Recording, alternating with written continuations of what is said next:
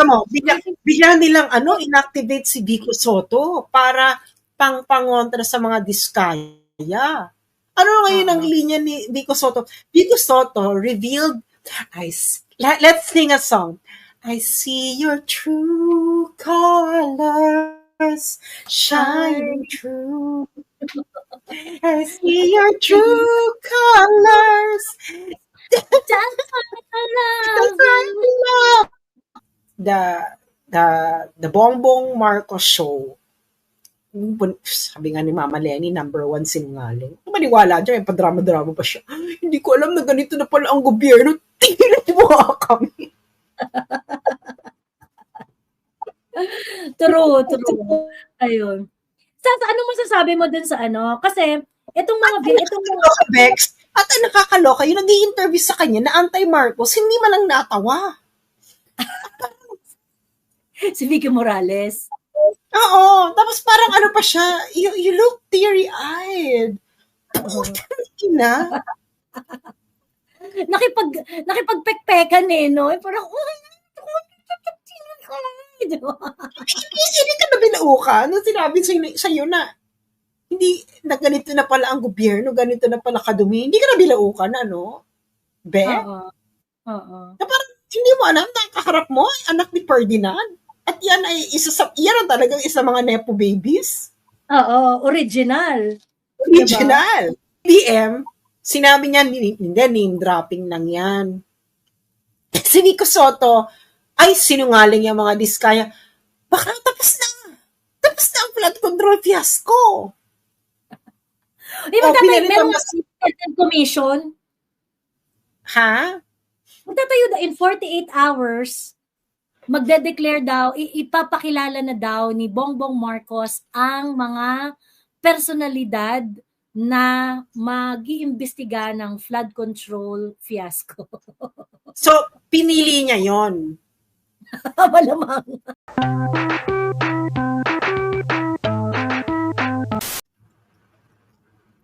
Ano na mga bakla? Parang gusto ko tuloy dakmain yung yung... Ano na mga bakla? Kamusta na? Ayun. So yun, napanood ba yung hearing kanina? Hindi mga lang, snippets. Hindi ko pinanood kasi alam ko na mangyayari, Bex. Diyos ko, Lord. Oo. Predictable naman no? Ayun. Kailangan pa bang i-memorize yan? Bisyo na yan. Parang, girl, halatang-halata naman ang nangyari, no? Pinangalanan, ang pinsan. Biglang nagkaroon ng shuffling. Bakit? Grabe yung reaction, no? Grabe yung Yes, alam nyo na. Tapos si BBM, todo ngayon naman siya tanggol. Diba? Ang sabi niya, lahat naman ng na name drop Lahat na mga, yung tinanong siya tungkol kay Romualdez, doon sa name dropping lang daw. Di wala na, tapos na ang So, ibig sabihin, the BBM and Martin alliance is still very strong. Yes. Siguro, pinagbigyan na si Ma'am Shi. O sige, pagbibigyan kita na babalahurain yan. Pero merong time's up. So, yun nangyari nun sa Senate, time's up yun. Oo. Tsaka ang tawag dito? Time's up yun. Time's up. Kaya ngayon, back to regular programming. Biglang nare-route, di ba? Bakit biglang nare-routing? Biglang napunta ulit sa mga Duterte. Oo. Ang usapan daw kasi, PR lang daw dapat talaga tong flood control. Sineryoso daw kasi ng mga tao. PR lang talaga yung flood control. Ayan. Tapos... kita mo, bigla nilang inactivate si Vico Soto para pangontra sa mga diskaya. Ano ngayon ang Oo. linya ni Vico Soto? Vico Soto revealed, let's sing a song. I see your true colors shining through. I see your true colors. That's why I That's love why you. I love you. So don't be Don't be afraid. afraid. Oh, di ba ang surreal? Oo. Ang point, ang role lang ni Vico Soto doon sa House of Representatives, para pangwafos sa mga diskaya. Correct. So anti-diskaya lang Oh, siya, no? Hindi siya anti-flood control scam. Ayan. ginamit nga siya doon para papulaanan ang mga sinabi ng mga diskaya. Siyempre, mabango ngayon si Vico Soto kasi nga kunwari mga anti-corruption emerald. Tapos, siyempre, ginamit siya o inimbitahan siya. Wala naman siyang ganap doon sa House of Representatives dahil wala naman siyang alam. Wala naman siyang, what was his useful information during the HOR hearing? Anyone? Correct. None. Except para magkaroon ng gotcha ay ng quotable quote sa kanya against sa mga diskaya. Ano yung sinabi? Huwag niyo papaniwalaan yan. Hindi yan, sinungaling yan. May mga tao daw magagaling magsinungaling. Ganyan. Ay, huwag paniwalaan. O di lahat na, o di tapos na. Di lahat, si BBM, sinabi niya, hindi, name dropping lang yan. Si Vico Soto, ay sinungaling yung mga diskaya. Baka tapos na ang flood control fiasco. Di ba meron nga independent commission? Ha? Magtatayo daw in 48 hours, magde-declare daw, ipapakilala na daw ni Bongbong Marcos ang mga personalidad na mag-iimbestiga ng flood control fiasco. So, pinili niya yon. Malamang. Paano naging independent? Pinili mo yon. Sangkot ang pinsan mo. So, malamang yung pinsan mo, hindi imbestigahan dyan. Kaya, tapos na yan. This is like a malaking sarsuela. I think hindi nila na-control. They were not able to control the Diskaya revelation. It's already out there. Correct. It's already out there. The people are that is the ako tingin ko that is the last and probably the only hearing na unscripted. Yeah. Sa Senate. At ngayon, ang gagawin ng mga yan, damage control. Uh-huh. Diba, pinangalanan, nireleasean nila si Vico Soto. Anong ginawa ni Vico Soto? Naku, huwag niyong paniwalaan. Diba si Vico Soto, sinasabi niya, huwag daw paniwalaan ng mga, diskaya. O anong tawag doon? Fixer! Si Vico Soto ay isang fixer. Ng corruption issue na to. Correct. And the mere fact na, kasi yung, sabi ko nga, yung mga diskaya, just, sorry, go. And you have to understand na si Ping Lacson, meron daw siyang listahan ng mga emerald. 67. Bakla, anong petsa na? Anong petsa na? Tapos binawi niya yun, di ba? Sabi niya, wala naman daw siyang ebidensya. Bakit ko may listahan? Tapos, yung mga taong naglabas talaga ng listahan, ito ang mga emerald. And they have personal experience, personal experience. And now, personal knowledge. And now, they're trying to destroy the Diskaya by activating Vico Soto against them. Hindi niyo ba nakikita ang mga eksena? Tapos si Tito Soto ang naging Senate President. Tapos nakita niyo ba yung target? Ilan yung ilan yung kumampi pa kay Cheese? 9, di ba? 9 sila, 9. Bex, kita man tina-target nila ngayon sa house. Si Jingo Estrada at Joel Villanueva. So, 9 minus 2 equals 7. So, 24 minus 7 is 15. 24 minus 7, 18. So ngayon, namimili, gumagawa na sila ng bitag para babaliktad 17. kayo. 17. 17. And that is the magic number in order to impeach Sara. Yes. Girl, next year, magkakaroon yan ng impeachment trial. Ngayon, ginagamit na nila to, di ba? Kaya I'm sorry mga Villar, no? I'm disappointed with you. Yeah. Ako wala akong expectation sa mga Villar eh. Nararamdaman ko talagang babaligtad yan. Kasi syempre, business yan over anything else eh. Oo, pero nga, yun nga, di ba, iniipit na sila. So ngayon, sa kanila kayo or amin? So itong flood control, hindi natin alam kung meron talagang sabit itong mga to. Pero iniipit na yan sila. Kita mo yung di ba, sabi, may subpoena, may ganyan, may eksena bells. Bakla, uubusin niyang mga kakampi ni Sara sa Senate because that is the only way to win votes. Kaya sinasabi ko sa inyo itong mga to, this is one huge sarsuela. Wala na, tapos na. Ano na yan? Di ba? Mas pinipili pa nila i-connect sa mga, lahat, the Bongbong Marcos show, sabi nga ni Mama Lenny, number 1 sinungaling. Maniwala dyan, padrama-drama pa siya. Hindi ko alam na ganito na pala ang gobyerno. Tingnan mo nga kami.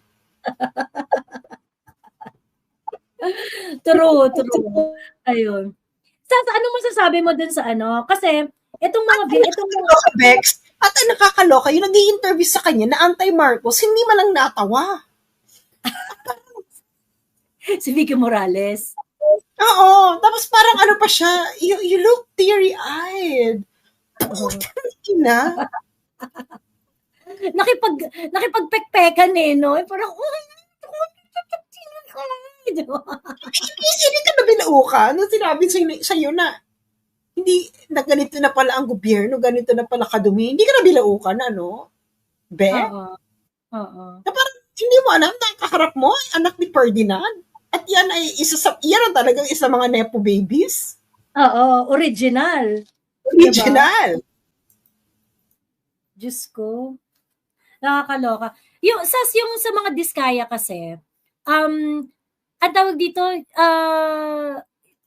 pinapoint out ko kasi talaga na yung mga diskaya, it seems to me na yung mga diskaya, mga talaga, mga hustler talaga. Yung tipong, I really think na because of the development, mukhang itong mga diskaya, wala silang mabigat na politiko na backer. Pagkatapos ngayon, since they were successful sa construction business, yumaman sila ng bonggang-bongga. Kasi tawag dito, ugali raw kasi talaga ng mga diskaya, talaga sinasalihan lahat ng bidding before eh. So, hustler talaga sila. Masipag, talaga nag-grind talaga, pukpukan, gano'n. The diskayas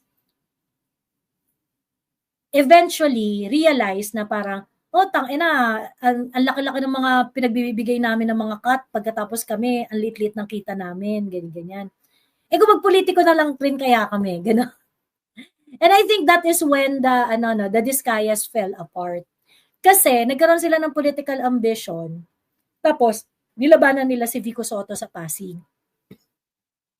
Ngayon, itong flood control issue na to, ginagawa nilang poster boy ang mga diskaya. Kaya nga sabi ko, makinig kayong lahat ng mga galit sa flood control issue.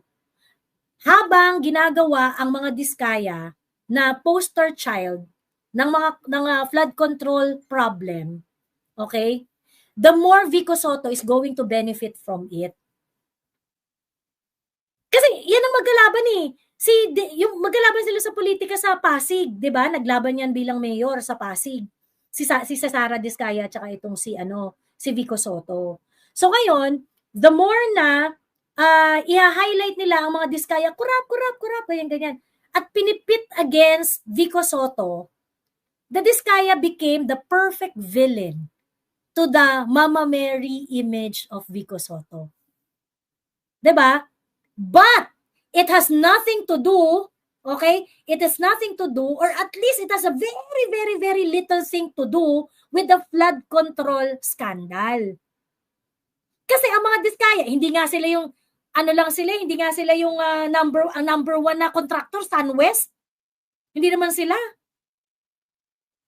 Diba? Diba? Siyempre, yung may-ari ng SunWest, nasa US na. So, pinaalis na. Inabisuhan na, di ba? Inabisuhan na, umalis ka na dyan, umalis ka na. Ngayon, dahil wala naman yung mga involved, back to regular programming. Di ba? So,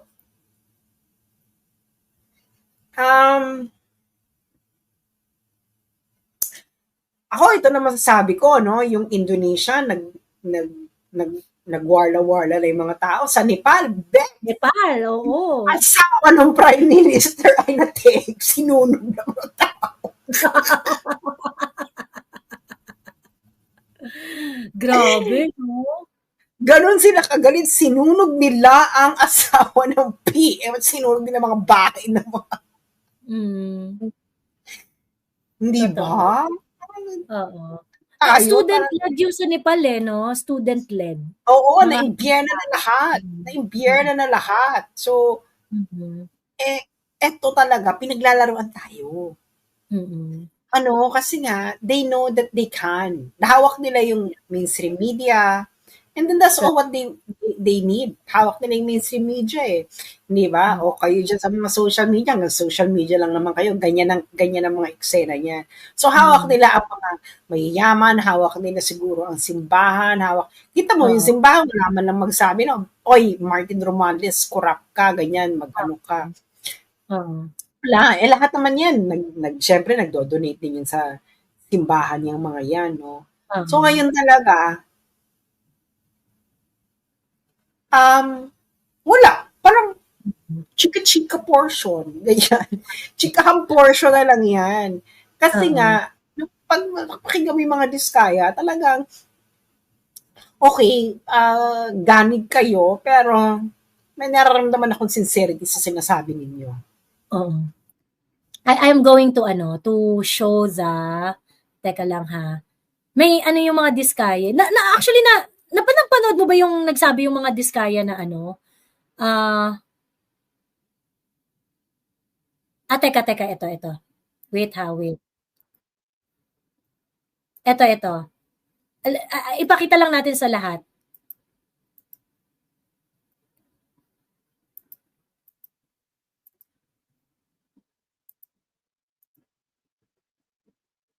Wait, ayan. Ang implication consequences ng affidavit mo.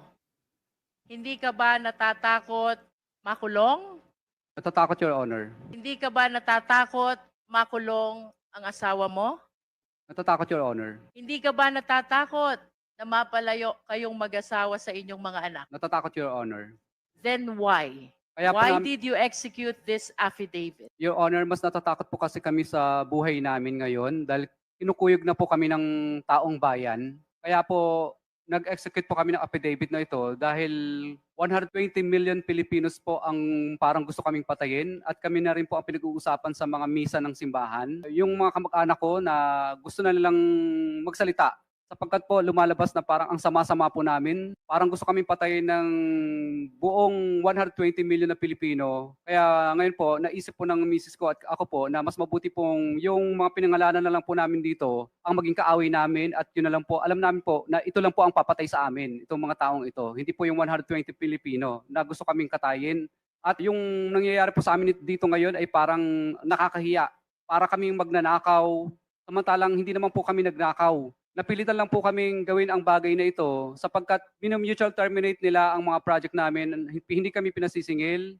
Road right of way ang nangyayari po. Kaya po kami po ay sinigaw na lang po namin ito kasi namili po kami mag-asawa. Bulak, 1 kilong bulak o 1 kilong ginto. Ang pinili po namin, 1 kilong ginto. Dahil una, pareho lang naman siyang mabigat, yung bulak at saka ginto. Pareho siyang mabigat, pero pinili po namin yung ginto. Kahit po kami mamatay bukas o papatayin po kami ng mga politikong ilang piraso na ito, alam po namin na may dangal po kaming mamamatay.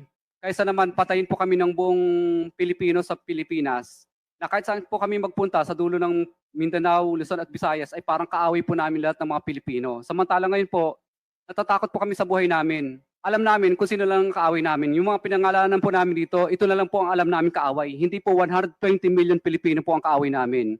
Kaya sana po, pagbigyan niyo po sana kami kasi yung iba pong mga gusto pa pong mag-witness ng mga contractor, kung ako po ay inyong parurusahan po sa ginawa kong ito at ako po ay papagalitan po ninyo, wala na pong iba pang sisigaw ng mga contractor sa buong Pilipinas. Dahil una matatakot na sila kung ano po ang mangyayari sa akin. Kasi ang mangyayari po, parang nagbibigay po tayo ng hudyat sa iba't ibang pang mga contractor na, hoy, tingnan nyo, ang nangyayari kay Curly at saka kay Sarah, tutulad ba kayo dyan para mag-star witness?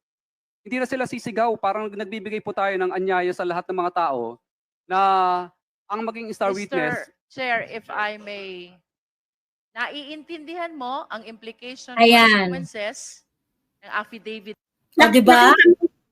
Nakita mo yung, I really think na tama naman yung mga contractors. Actually, may kilala akong dating government official na sabi sa akin, so may kakilala daw siya. Sa mga taga Cebu, contractors. Pati yung mga contractors na nagbibigay before, nasusuka na ngayon din daw sa corruption. Yes. Kasi nga, parang ano na to? Sabi, ano na to? Kasi, sila rin yung maaano na bakit sobrang laki na ng SOP? Parang hindi na siya, wala na siya pakundangan. Yung SOP is, parang wala kaming pakialam kung anong mangyari sa gagawin ninyo, basta bigyan nyo kami ng Andalusia Festival. Parang ganyan na yung sistema ngayon. Kaya kita mo, di ba? Anong nangyayari? Dead man na lang, hindi na lang, ikaw ba naman kung contractor ka, hiningan ka na ng ganito, kinatsyungan ka na ng ganito, alam mo naman gawin mo pa yung the same specification na in-offer mo. Oo. So, wala na talaga. And, kaya itong sina Curly, no? At itong mga Diskaya, well, you deserve what you were getting from the Filipino people. Because, gusto nyo kasing guminhawa yung buhay nyo sa ganyang paraan, so you have to face the consequences. Pero I will not, I will give it to you na I can feel your sincerity. No? Na when they are in the situation na, no, yung very, very dire situation, pinili nila na, maganda yung sinabi niya na, kung mamamatay po kami ngayon, dito, at least kahit paano mamamatay kami na may dangal. May dangal. In fairness, di ba? Kasi naalala ko noon, yung kay Napoles, naalala niyo yung, wala namang pinangalanan si Napoles, di ba, biglang nagkaroon ng maraming lists. Sino ba mga involved doon sa paglalabas ng iba't ibang list? Di ba si Ping Lacson? So, expect na si Ping Lacson magkakaroon din siya ng sarili niyang list. na kokontrahin, di ba? Nakokontrahin yung sinabi ng mga Diskaya. Ganyan naman Ito naman si Paring Ping. Parang naman hindi naman namin alam ang eksena mo sa buhay. May mga paano ko, we feel you, Mr. President, hindi bagay. Alam mo ang nakakadiri kay Ping? Ano siya kasi 'di ba parang ang public image ni Ping to be fair kay Ping Lacson, kilala talaga si Ping Lacson bilang mabusisi sa budget. So kumbaga, si Ping Lacson, kilala talaga siya na parang, oh, ito, bakit to nandito? Ito, na ano na to before, bakit nandiyan pa yan? So talagang nagtatrabaho talaga yan pagdating sa budget. Yan talaga ang reputation niya sa Congress, sa Senate. Na talagang meron siyang group of people at yung mga group of people niya, of course, through his leadership, na bubusisiin talaga yung eksena ng budget. So that is why he was able to get that moniker na siya si Mr. Clean. Kasi nga, parang yung mga questionable na mga items sa budget, hinuhuli niya. Ganon. The problem is, itong si Ping Lacson, ano siya, yung ginagamit niya yung credibility niya para magbigay ng, para i-extend yung credibility dun sa mga bagay na walang kredibilidad. Kinomodify ni Ping Lacson whatever reputation na meron siya. Kinomodify niya. So kagaya nitong sa yung certification, liquidation via certification. 'Di ba? Siya kasi yung in the position para i-lobby yun, hindi siya questionin kasi nga siya si Mr. Clean. 'Di ba? Siya si quote-unquote Mr. Clean. So siya yung nag-sponsor noong Joint Resolution number 10 para i-justify yung certification, liquidation via certification para sa MOOE. Hindi masyadong na-question kasi nga parang nabigyan niya ng integridad yung ano eh, 'di ba? Nabigyan niya ng. And then in this one, itong mga kwentong ito na pag siya nagsalita, kahit dal-dal lang yung sinasabi niya, it is as if it is as if parang meron na siyang ginawa. 'Di ba? Eh laway lang rin naman yung puhunan niya. Sabi niya papangalanan niya. O ba't di mo mapangalanan? 'Di ba? Ngayon, Ping Lacson is going to be the chair of the Senate Blue Ribbon Committee. The next hearing would be on September 16. And I really expect that there's going to be a change in there will be change in tide. Mag-iiba talaga ang takbo ng mag-iiba talaga ang takbo ng dito. Especially since mention na nila yung mga flood control issue na labas sa timeline ng Pangulo. Di ba ang timeline lang ng Pangulo is 2022, 2023, 2024, 2025. Ayun. So mag-start na silang mag-ano. Ano na nila yan. Igigewang na nila yan. Ano na yan. Done deal na yan. Tapos kung sino yung mga senador na involved, igaganyan sila, papakalala namin kayo or hindi kayo makiki-join the fund. Ay, nako. Kasi kita mo, gahol na sila. Itong flood control project, bumongga na siya ng bumongga. Tapos it's making a lot of damage sa kanila. So ngayon, parang wala na sa usapan si Inday Sara, hindi po pwede yan sa kanila. And it's not helping. And it's not helping na si Mother Nature, bira ng bira. Oo, it's not helping. So, ngayon, kailangan nila ibalik kay Sara ang eksena ng buhay. So, parang hindi nila mabalik. Ito yung ngayon. So, ngayon, gagawa sila ng paraan para i-reroute ang baha sa Davao City. True. Pero ang problema kasi dito, saan gonna happen? Gagawin nila yan, pero hindi sila magtatagumpay kasi pagod, ayaw ng mga ganito mga Pilipino. Remember, nung panahon ni Pinoy, asar na asar ang mga Pilipino. Tuwing nga lang may anomalya sa Pinoy, kasalanan yan, biglang babalik, hindi nung panahon ni Gloria. Oo. Kaya nga, di ba kaya nga, kasalanan na naman ni Gloria. Parati na lang si Gloria yung may kasalanan nung panahon ni Pinoy. Ngayon, ganoon din ang ginagawa nitong mga to. Kasalanan na naman ng mga Duterte. You know what? Yung ganyan kasing approach na kasalanan to ng ganyan. Sa umpisa lang niya maganda. The first time you do it, carry. Second time, mga Pilipino, gaganyan ng mga Pilipino. Third time, pero kung paulit-ulit ka na, ay walang iya ito. Ganyan na yan. Kaya hindi yan magtatagumpay. Alam mo yon, kaya parang, kayo ngayon lang naman binaha ng bonggang-bongga ng ganyan ng Metro Manila. Bakla, can you imagine? Yung school namin, yung San Pedro, bumaha na sa loob. Pinasok siya ng baha. Sabi ko, nakita kayo mga picture. Sabi ko, bakit nagkakaganyan yan? Hindi na ba nagganyan yan before, Ang alam ko nung baha sa lugar namin, doon lang malapit sa harapan ng bahay namin. Pero ito talaga, Mindiola. Oo. Actually, ang nakakaloka, ma'ams, alam mo yung bumaha ng bongga, 2 oras bumaha, tapos yung Quezon City, lampas hanggang tao yung baha.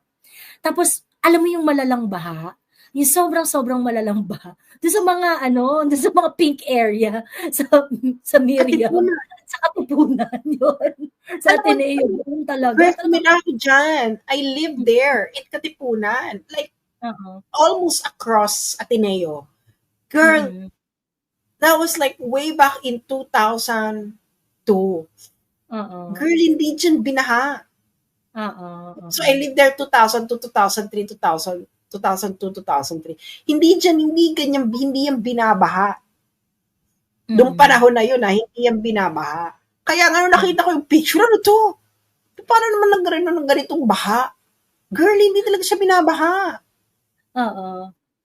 Tapos, ngayon, hindi pa bagyo yun, parang umulan lang ng ilang oras.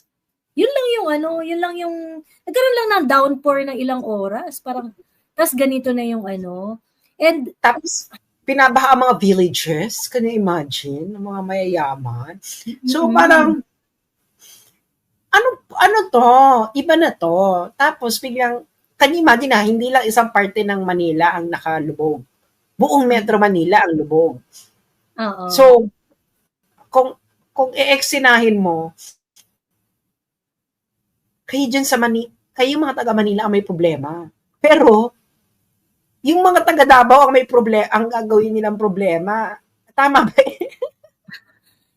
Kasi binabaha daw sa Davao. Ganon. Binabaha daw sa Davao. Talaga binabaha sa Davao, pero hindi lumulubog ang Davao. Correct, oo. And tapos, hindi aware of their problem. In fact, meron niyang Yes, it's like offsetting na lang. Kung malugi ka sa ibang proyekto, kikita ka ng maayos sa kabilang proyekto. Kasi ganito yan. Ako, hindi ako naniniwala sa laki ng proyekto. Naniniwala ako sa ganda ng pagkakagawa ng proyekto, ng programming. Kasi I have this experience, minsan inoperan kami ng certain projects. Sinabihan ko yung tropa ko na huwag niyong kunin niya kasi palugi yan. But they still insisted to get that. Compliant pa rin sila sa mga obligasyon. It turned out, lugi nga yung project. So ako naniniwala kay Miss Diskaya sa mga sinasabi niya ron. Na merong project na lugi. Like halimbawa sabihin natin, tinatanong sila ni Erwin Tulfo, sasali ka ba sa isang proyekto na malulugi ka? Hindi kasi niya nakikita yung whole picture eh. Yeah, it's part of the business model nila. Negosyante ako. Normal in business, it's okay. Sometimes you lose, sometimes you win. Pero hindi naman siya alam sa business. Kasi nga, sa kanya, ang business niya sa YouTube, wala naman lugi sa YouTube. Correct. So, yung dinidiscuss ni Diskaya yung panig niya, bakit namin kinukuha ito? Like for instance, yung mga pilote, parang question pa nga na baka ganun din yung ginagawa ninyo, 3 meters, ang ininsist, no, we implement that according to specs. I give them the benefit of the doubt. Kasi when I was in construction business, although nagko-comply ako sa obligasyon halimbawa, sisiguraduhin ko pa rin na maganda yung proyekto, yung kalalabasan ng proyekto ko. Kasi alam ko, pag yan nagka-problema, buong proyekto, yung amount ng proyekto, ang igagastusan ko. So di bali nang malugi ako rito, then later on, I will just make a na lang, parang help. Okay, nalugi ako sa project na binigay niyong ganito. Pabawiin niyo naman ako sa kabila. Right? Ganun lang yung negotiation. Yan yung actual na... Ang ano niya doon, tingin ko, ang point doon ng mga diskaya is that, palugi ako dito pero I made sure meron pa rin kayong kita kahit medyo ano ako dito. So, it gives them industry reputation na, ay, okay, kausap to. Di tayo tatablayin nito. Ganon. Yes, diba? and again, in return, they will be favored to be the contractor sa mga ibang Yeah. Yeah, kasi para mabawi yung lugi. Yes. Mabawi yung lugi. Give and take. Give and take. Give and take ba? Na parang, I think, yung mga project na, naku, kailangan tayo dito kasi babantayan to. Charot. So, Yeah. Kaya talaga yung pupuluduhin, di ba? Pero yung mga, bigyan mo na ng mga project na hindi naman babantayan. Charot. Oo. Katulad ng flood control. Ako naman, Misas, ganito lang din yung yung opinion ko niyan. Hindi lahat ng mga nag-fail na project kasalanan ng contractor. I mean, of course, kasalanan ng contractor yan kasi it is supposed to be under their supervision. May mga contractor lang, halimbawa tulad ko, sinasabi ko na to sa Miss Joey, when I was hunting project, ang lagi kong pakiusap sa mga tao ko, trabahuhin nyo lang ng tama. Kasi kahit na gaano kakumpleto yung materyales na isupply ko sa inyo, kung hindi nyo gagawin ng tama yan, magkakaproblema yan. Sinabot ko na yan sa Miss Joey, di ba, like mixing ng cement, the manner you vibrate the cement, di ba, yung spacing ng mga bakal, for instance, compaction, something like that. Pag yung mga tao mo, hindi mo na monitor at umiral yung katamaran, actually, lahat ng mga involved sa project dyan, galing sa politiko, galing sa ahensya, sa contractor, hanggang sa laborer, dapat sinisisi natin lahat yan. Yun yung totoo. Yun yung full picture ng kung bakit nagkakaganyan ng Pilipinas. Oh my God! Nabasa niyo na ba to? Sandali lang. Breaking news. Ano sabi? Isasend ko sa'yo, girl. Dito sa private chat. Okay. So, yeah, ano pa ba? Ano pa yung mga na-take note ko doon? Sandali, hanapin ko. Yung di ba nasabi mo, nag-agree ka doon sa ang mali ng mga diskaya, nag-ambition sila sa politika. Yes. Yun yung mali ng diskaya. Kung kasi, kung pera. Masyado binondera kasi nila yung kayamanan nila, kaya marami rin nainggit dyan. Another thing, you have a point there, Miss Joey. Nakita kasi nila yung nawawala rin if they themselves are politicians. Masasalo nila yung mga tinatapon nila sa politika. So maybe that was their idea. Pero it boils down to greed. Yun nga yung sinasabi ko. Alam mo, lagi ko sinasabi rito, hindi naman masamang mangarap tayo ng mataas, Pero it's all about numbers. Yun yung lagi kong kahit saan ako. Ang mali nila, finlaunt nila yung wealth nila at the same time, nag-political ambition sila. They become very, very easy to read. So ngayon, parang, kasi dangerous combination yan meron kang political ambition pag ang yaman-yaman mo. Ang hindi nila naintindihan mismo, Miss Joey, yung sakit ng Pilipino. Alam natin kung anong sakit ng Pilipino. Crab mentality. Correct. Yun yung hindi nila na-consider. Hindi nila na-anticipate. Yeah. So hindi ka pwede magyapang sa harap ng mga Pilipino kasi yan yung isa sa pinaka sakit ng Pilipino. In fact, I would just like to share this one sa'yo. I am making a movement dito sa, not movement na, alam mo yon. Ang may project ako dito ngayon ay iniisa-isa ko yung mga Pilipino dito. And I was trying to convince them, you know what? tingnan nyo yung nangyayari sa Pilipinas. I guess it is about time to start within us, yung small community natin dito sa Ireland. Halimbawa, sabi ko na, let us start building the nation again. Alam mo yon, ipakita natin na tayong mga Pilipino dito sa Ireland, nagkakaisa tayo, and nagmamahalan tayo, nagtutulungan tayo. Hindi natin kailangan ng politiko, ng gobyerno. We ourselves can do it. Pwede tayong makarating sa malayo yung mararating natin. Ang proposal ko sa kanila, let us start halimbawa what's this, multi-purpose cooperative. Kasi in one of the party, tinanong ko yung isang architect dito, sabi ko, look around you. Sabi ko, anong nakikita mo? So, in-explain ko na lang sa kanya, you know what I see is a group of skilled, talented Filipinos na workforce ng Ireland na pinakikinabangan ng mga puti. Why not we establish a multi-purpose cooperative, then eventually we will create a line of business under that cooperative. Lahat ng skilled na Pilipino rito, pwede natin gawa ng line of business. Let us show to the world na pwede tayong alam mo yan, tumayo ng isang kumpanya na pag-aari ng lahat ng Pilipino. A lot of people were convincing me to, like, halimbawa, sell yung mga niluluto ko, sabi nila kasi masarap daw. But I do not want to engage on that business ng ako. Kasi alam ko yung ugali ng mga Pilipino, ay crab mentality. So, inilalawakan ko na lang yung pag-iisip ko. Sabi ko, you know what, pwede kong gawin yan, but ang proposal ko is, I would like us to create a company that is owned by all Filipinos abroad, dito sa Ireland, di ba? Sa amin. Then, para somehow, maiwasan natin yung crab mentality. Do you get the point? That is my mission now. I want to live my life with purpose. And my target now is to unite all Filipinos under my reach. I mean, within my reach. Na kung pwede, let us unite. Alam mo, kasi nakakalungkot na we are actually, especially yung DNA ng mga Pilipino Pero nalulungkot na nga ako. Sabi ko, pakita natin sa buong mundo na kaya nating magkaisa. Diba? Ang mga politicians yan, kaya lang naman yan sila nakaka-take advantage kasi walang unity ang Pilipinas Walang unity ang Pilipino.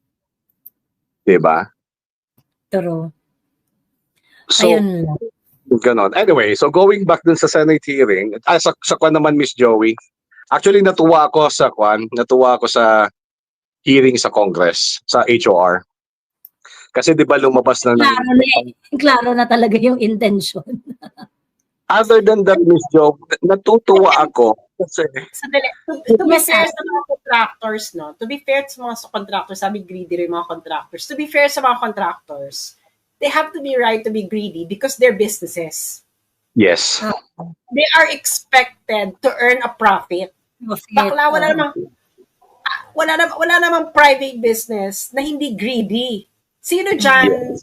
Hindi nga kayo ng private businesses na hindi greedy. The problem here is this, na the politicians are the ones that is the problem. Kasi they are, unang-una, hindi naman tayo katulad ng China na meron silang, na ang construction nila is government-owned. So talagang wala talagang greedy doon na mangyayari, no? And ikalawa, nangyayari sa mga politicians, alam mo na nga na meron talagang greed aspect ang private businesses, dadagdagan mo pa. So that is the problem. Okay? So you cannot target the contractors. They're private contractors. Kung gusto nyo, kung ayaw nyo ng private magkaroon ka ng public contractors. Pero given the kind of system in the Philippines, given the kind of system in the Philippines, malabong mangyari ito, no? Dahil nga mahirapan ka talaga mag-corrupt doon. Kung government-owned construction companies, katulad dito sa China, ng major construction companies ng roads, etc., is like state-owned.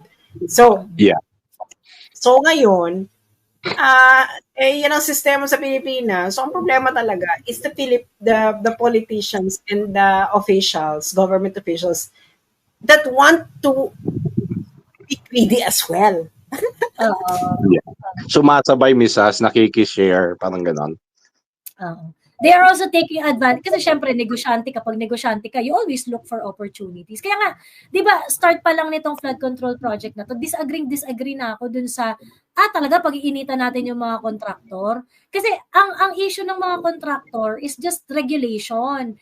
Yung mga kontraktor, hindi naman, pag sinabi mo 10%, di magbibigay ng 10% yan kung gusto niya ng project. Correct. Ganun lang naman yun. And the natural course of any business people is that they're always going to look for opportunity. Gusto mo ng opportunity o opportunity will be available for you. You'll have an opportunity basta magbayad ka. Diba? Tsaka Miss Joey, in addition to that, the true sentiment of the contractors are actually nanlulumo ba?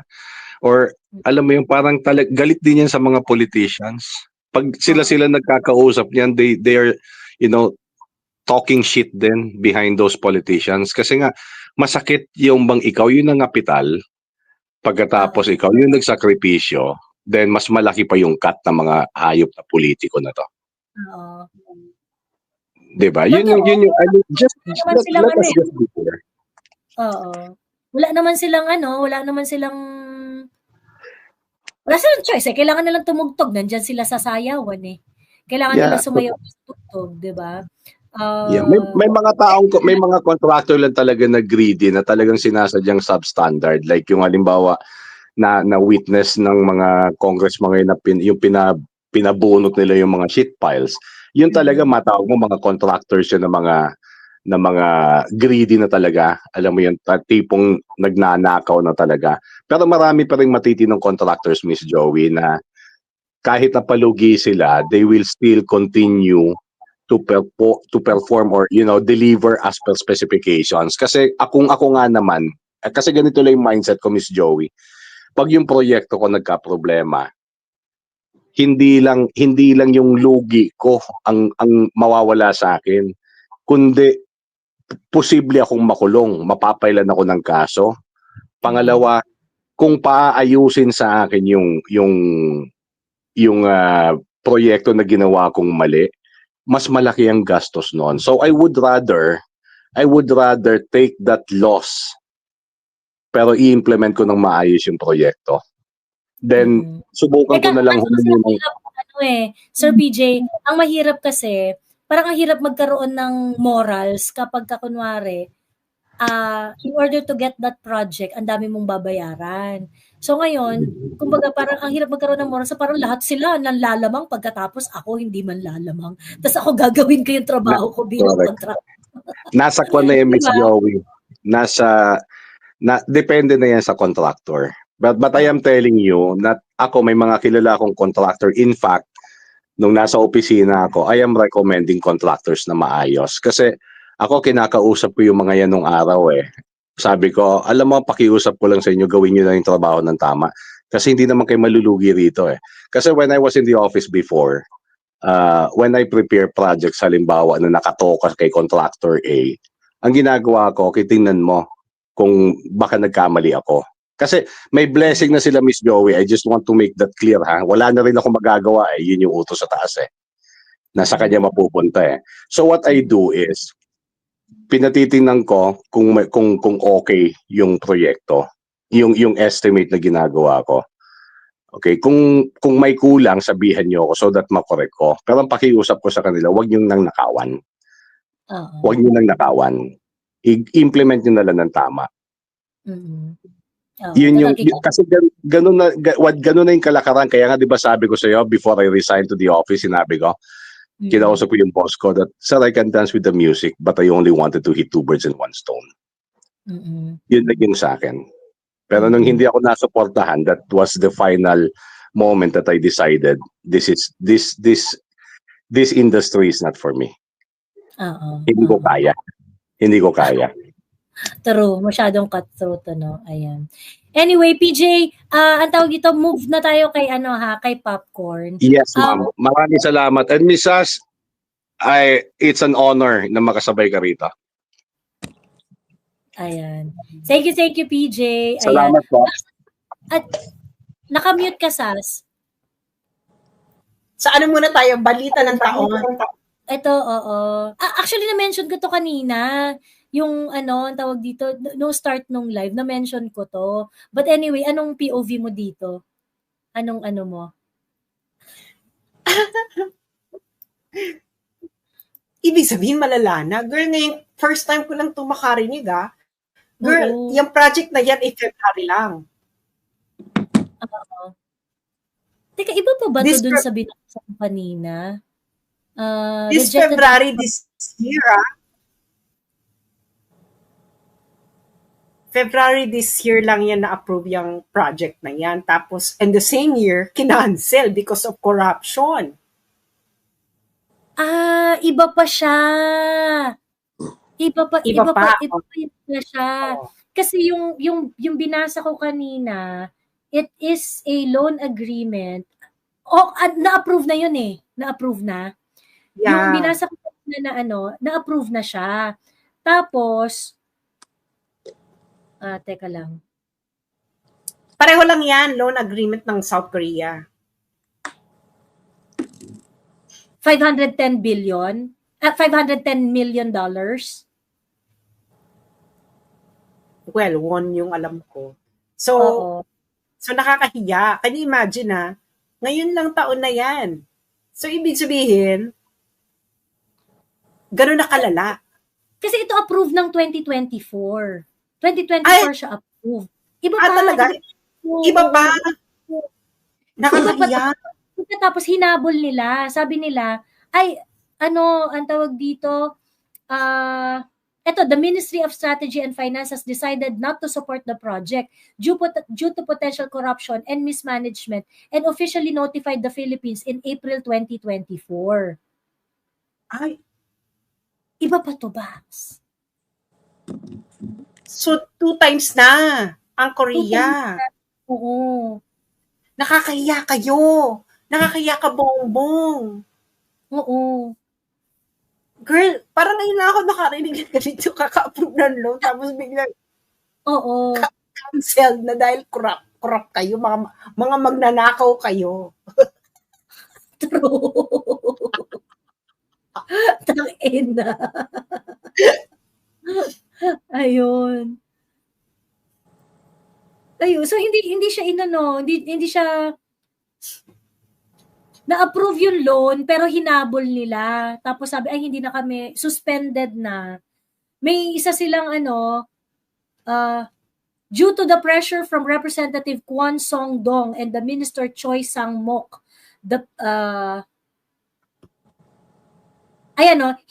ba na siya, they decided not to support in 2024. Pero merong nag-lobby na mga Korean representative, si Kwon Song-dong and si Minister Choi Sang-mok, na i-proceed daw yung project. Pero yung South Korean president sabi, hindi, iso-suspend natin ito. Ayan, finally, South Korean President Lee Jae-myung announced the suspension of the project. He said the fortunate thing is that the project had not yet begun. Ayun. Kasi nga, dahil ang issue nga nila is because of concerns of corruption and insolvency. So, ayun na nga, magnanakaw. At ang malala yung insolvency. Ibig sabihin, walang pera ang gobyerno. Oo, walang pambayad. Nakakahiya. So, magnanakaw na kayo, wala pa kayong pera. Oo.